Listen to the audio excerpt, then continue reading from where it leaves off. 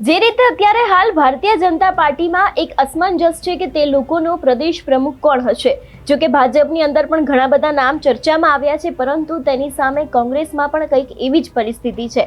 કોંગ્રેસની અંદર પણ આપણે જોયું હતું કે પાટીદારના લોકોની બેઠક મળી હતી। કોંગ્રેસના જેટલા પણ પાટીદાર સમાજના લોકો છે એ દરેક લોકોની, અને તે લોકો દ્વારા ક્યાંક એવી વાત કરવામાં આવી છે કે હવે કોંગ્રેસના પ્રદેશ પ્રમુખ તરીકે એક પાટીદાર ચહેરો હોવો ખૂબ જરૂરી છે, પરંતુ ક્યાંક કોંગ્રેસના પ્રદેશ પ્રમુખના પદ માટે હવે કોળી સમાજ પણ મેદાને આવ્યો છે। શું છે સમગ્ર વિષય અને કયું એક નામ વધુ ચર્ચામાં આવ્યું છે તેના વિશેની વાત કરીશું આજના આ વિડીયોમાં। નમસ્કાર, હું હંસિની અને તમે જોઈ રહ્યા છો નિર્ભય ન્યૂઝ। ગુજરાતમાં અત્યારે હાલ રાજકારણ ગરમાયું છે। એક તરફ આપણે જોયું હતું કે ભારતીય જનતા પાર્ટીના પ્રદેશ પ્રમુખ માટે ઘણા બધા નામ ચર્ચામાં આવ્યા છે, અને ક્યાંક ગઈકાલે તો વધુ એક નામ ચર્ચામાં આવ્યું કે વિજલપુરના ધારાસભ્ય અમિત ઠાકર છે એ પણ ક્યાંક આ રેસમાં દોડી રહ્યા હોય એવું લાગી રહ્યું છે।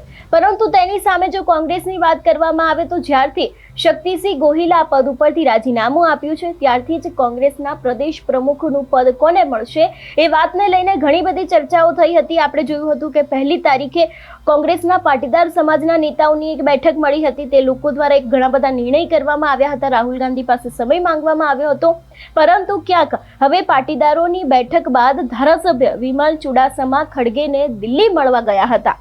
પ્રદેશ પ્રમુખ પદ માટે ક્યાંક કોંગ્રેસમાં કોળી અને પાટીદાર નેતાઓ વચ્ચે અત્યારે હાલ રેસમાં ઘોડા ચાલતા હોય એવી પરિસ્થિતિ સર્જાઈ છે। રાષ્ટ્રીય અધ્યક્ષને મળીને કોળી અથવા ઠાકોર નેતાને પ્રદેશ પ્રમુખ બનાવવામાં આવે એવી પણ ક્યાંક માંગ કરવામાં આવી છે। જો વિગતે વાત કરવામાં આવે તો ખાસ કરીને ગુજરાત કોંગ્રેસના પ્રમુખ પદેથી શક્તિસિંહ ગોહિલે રાજીનામું આપ્યા બાદ આ પદ માટે પાટીદાર નેતાઓ હવે દાવો કરી રહ્યા છે। કોંગ્રેસના પાટીદાર સમાજના મોટા ભાગના નેતાઓએ મંગળવારે અમદાવાદમાં એક ફાર્મમાં બેઠક કરીને નક્કી કર્યું હતું કે હવે પછીના પ્રદેશ પ્રમુખ તરીકે પાટીદાર નેતાને તક મળવી જોઈએ। તેની સાથે આ માંગ છે તે પાર્ટીના હાઈકમાન્ડ સાથે પણ કરવામાં આવી હતી। હજી તો પાટીદાર નેતાઓ અમદાવાદમાં બેઠક કરીને છૂટા પડ્યા હતા ત્યાં જ સોમનાથના ધારાસભ્ય વિમલ ચુડાસમાએ કોંગ્રેસના રાષ્ટ્રીય અધ્યક્ષ મલ્લિકાર્જુન ખડગેને મળીને કોળી સમાજના નેતાઓને પ્રદેશ પ્રમુખ બનાવવાની રજૂઆત કરી દીધી હતી। ચુડાસમાએ વધુમાં એમ પણ કહ્યું હતું કે ગુજરાતમાં કોળી અને ઠાકોર સમાજ સૌથી વધુ મતો ધરાવે છે। આ દ્રષ્ટિએ આ સમાજના લોકોને ચૂંટણીઓમાં પડખે રાખવા માટે તેમના પૈકીના કોઈ પણ નેતાને પ્રદેશ પ્રમુખ બનાવવા જોઈએ। તેમણે વિશેષ આગ્રહ તો કોળી સમાજ માટે રાખતા કહ્યું હતું કે કોળી સમાજને ક્યારેય કોંગ્રેસનું નેતૃત્વ કરવાની ગુજરાતમાં તક મળી નથી, તો તે હવે પૂરી થવી જોઈએ।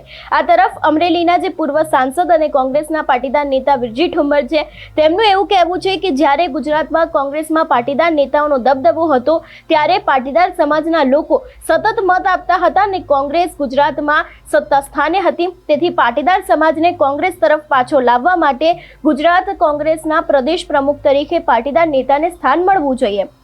તેની સામે ચુડાસમા અને વિરજી ઠુમ્મરે એમ પણ ક્યાંક જણાવ્યું હતું કે દરેક સમાજના લોકોને કોંગ્રેસમાં પ્રતિનિધિત્વ કરવાની રજૂઆત કરવા માટેની સ્વતંત્રતા છે।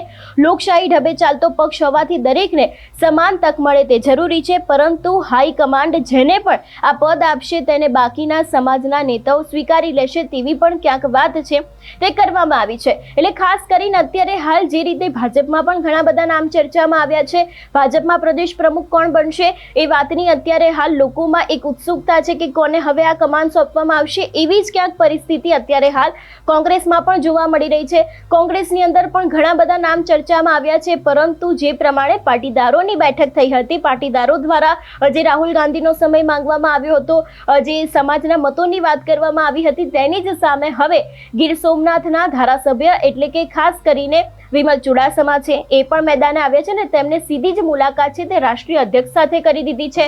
ખડગેની સાથે વાતચીત કરી છે ને વાતચીત કરીને એવું પણ ક્યાંક જણાવ્યું છે કે હવે કોળી અથવા તો પછી ઠાકોર સમાજના કોઈ વ્યક્તિને આની તક મળવી જોઈએ, જેથી કરીને ગુજરાતમાં પાટીદાર સમાજના ઘણા બધા મતો છે ને એ બાદ ક્યાંક કોળી અને ઠાકોર સમાજના પણ ઘણા બધા મતો છે, તો એ દરેક મત મળે ને એ લોકો પણ કોંગ્રેસ પાર્ટી તરફ આકર્ષાય એ માટે થઈને હવે ક્યાંક વિમલ ચુડાસમા દ્વારા એવી પણ રજૂઆત કરવામાં આવી છે કે હવે ક્યાંક કોળી અને ઠાકોર સમાજના કોઈ પણ એક વ્યક્તિને પ્રદેશ પ્રમુખનું પદ આપવામાં આવે। ગુજરાતમાં અત્યારે હાલ કોંગ્રેસની પરિસ્થિતિ ખૂબ અઘરી થઈ છે। આપણે એક તરફ જોયું હતું કે ભારતીય જનતા પાર્ટી પાસે ઘણી બધી બેઠકો છે ને તેની જ સાથે અત્યારે હાલ જે 2025ની અંદર કડી અને વિસાવદરની વિધાનસભા ચૂંટણી યોજાઈ, કડીની અંદર પણ ક્યાંક કોંગ્રેસે પોતાના પૂર્વ ધારાસભ્યો ઉતાર્યા હતા, તેમ છતાં પણ કોઈ ફાયદો જોવા નહોતો મળ્યો. એની અંદર ભારતીય જનતા પાર્ટીએ બાજી મારી લીધી અને તેની જ સામે જો વિસાવદરની વાત કરવામાં આવે તો વિસાવદરમાં આમ આદમી પાર્ટીએ પોતાની બાજી મારી લીધી અને ભાજપ અને કોંગ્રેસને પછાડી દીધું હતું, એટલે કે હરાવી દીધું હતું. કોંગ્રેસના બંને નેતાની જો વાત કરવામાં આવે તો કોંગ્રેસના નીતિન રાણપરિયા વિસાવદરથી મેદાને આવ્યા હતા અને રમેશ ચાવડા છે તે કડીમાંથી મેદાને ઉતર્યા હતા, પરંતુ ક્યાંક બંને જગ્યાએ કોંગ્રેસનું ક્યાંય પણ જોઈએ એટલું પ્રભુત્વ દેખાયું નહોતું. તેની સાથે જો વાત કરવામાં આવે તો અત્યારે હાલ દરેક લોકોના મોઢે એક જ વાત છે કે કેમ કોંગ્રેસ નેતૃત્વ કરી નથી શકતી.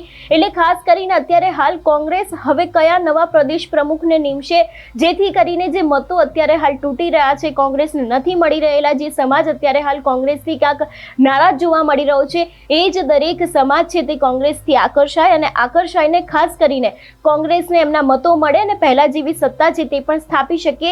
એ જ માટે થઈને અત્યારે હાલ કોંગ્રેસે પણ પોતાની બેઠકોનો દોર છે તેને શરૂ કરી દીધો છે કે હવે વધારે ને વધારે સૌરાષ્ટ્રમાં મજબૂત થવાની જરૂર છે. ફક્ત સૌરાષ્ટ્રમાં જ નહીં પરંતુ સમગ્ર ગુજરાતમાં હવે કોંગ્રેસને વધારે મજબૂત થવાની જરૂર છે, કારણ કે હવે ક્યાંક સમય ખૂબ ઓછો છે. 2027માં વિધાનસભાની ચૂંટણી આવી રહી છે.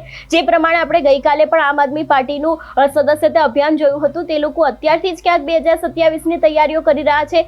તેની સામે ભારતીય જનતા પાર્ટી પણ ક્યાંક પ્રદેશ પ્રમુખ નિમીને સૌરાષ્ટ્ર બાજુનો પોતાનો વિસ્તાર વધારે મજબૂત કરવાનો પ્રયાસ કરી શકે છે અને તેવી જ રીતે ક્યાંક હવે કોંગ્રેસને પણ જો આ દરેક વાતમાં પોતાનું પ્રભુત્વ જમાવવું હશે તો હવે આ પ્રદેશ પ્રમુખનું પદ કોને આપવામાં આવે છે એ ખાસ કરીને જોવાનું રહેશે કે શું ફરી એક વખત પાટીદાર નેતાને કોઈ પ્રભુત્વ આપવામાં આવશે કે કેમ.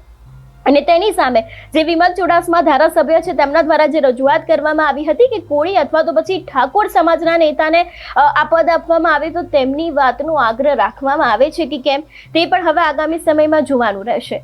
તમારું શું માનવું છે આ વિષયને લઈને અમને કમેન્ટ કરીને ચોક્કસથી જણાવજો. તેની સાથે અમારી ચેનલ નિર્ભય ન્યૂઝને લાઇક, શેર અને સબસ્ક્રાઇબ કરવાનું ભૂલશો નહીં. નમસ્કાર.